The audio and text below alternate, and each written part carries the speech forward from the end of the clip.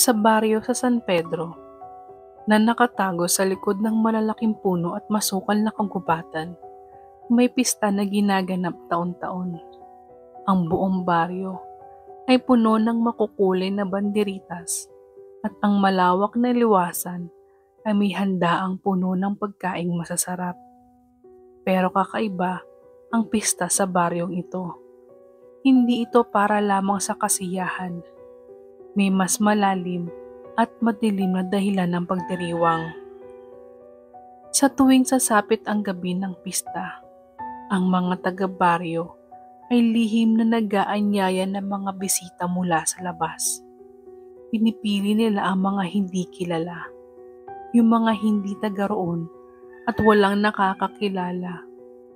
Kadalasan, mga batang estudyante o mga dayuhang naglalakbay ang inaanyayahan ng mga taga-baryo na makisali sa pagdiriwang.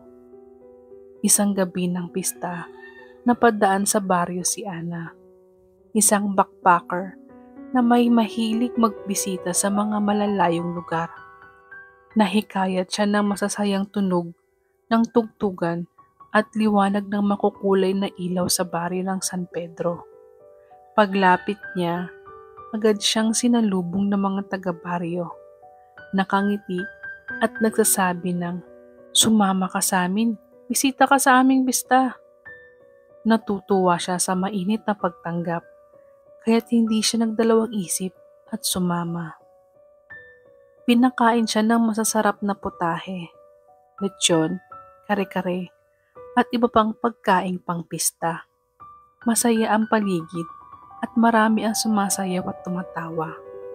Pero nang mapatingin si Ana sa mga mukha ng taga-baryo, may napansin siyang kakaiba. Lahat ng mga mata ng mga ito ay tila wala sa sarili at malamlam ang tingin. Ang mga ngiti nila ay mistulang pilit at tila may tinatagong takot. Ba't parang walang ibang bisita rito maliban sa akin? Tanong ni Ana sa kanyang sarili. Habang lumalalim ang gabi, napansin ni Ana na ang mga tao ay palihim nang nag-uusap at pasulyap-sulyap sa kanya. Hindi nagtagal, nilapitan siya ng isang matandang babae, si Lola Pilar, na mukhang takot, ngunit nagmamadali sa paglapit sa kanya. "Iha, tumakas ka na habang maaga pa," bulong nito.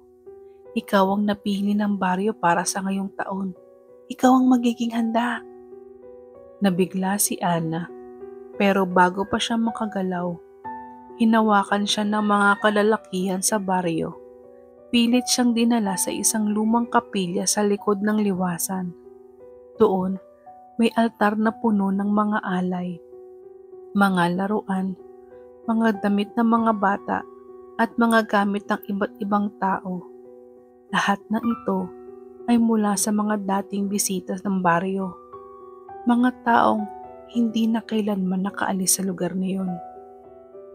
"Hindi kami makakaligtas kung hindi tayo mag-aalay," sabi ng isa sa mga kalalakihan habang hawak ang matalim na kutsilyo.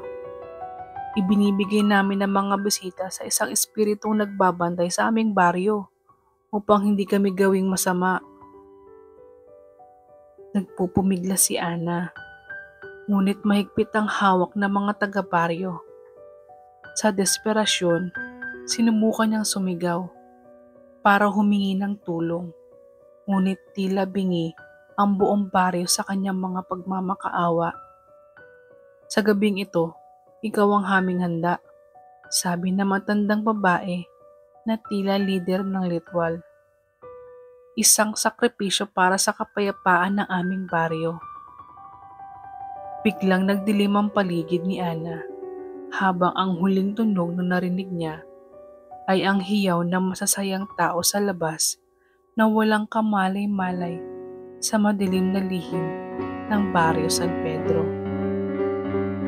Mula noon, taon-taon sa baryo San Pedro, isa-isa silang nag-aanyaya ng panibagong bisita. Ang bawat pista ay puno ng ngiti at kasiyahan, ngunit may nakakubling misteryo. Sa bawat selebrasyon, Isang bisita ang nawawala at nagiging handa para sa mga espiritong pinaglilingkuran ng mga taong naroroon.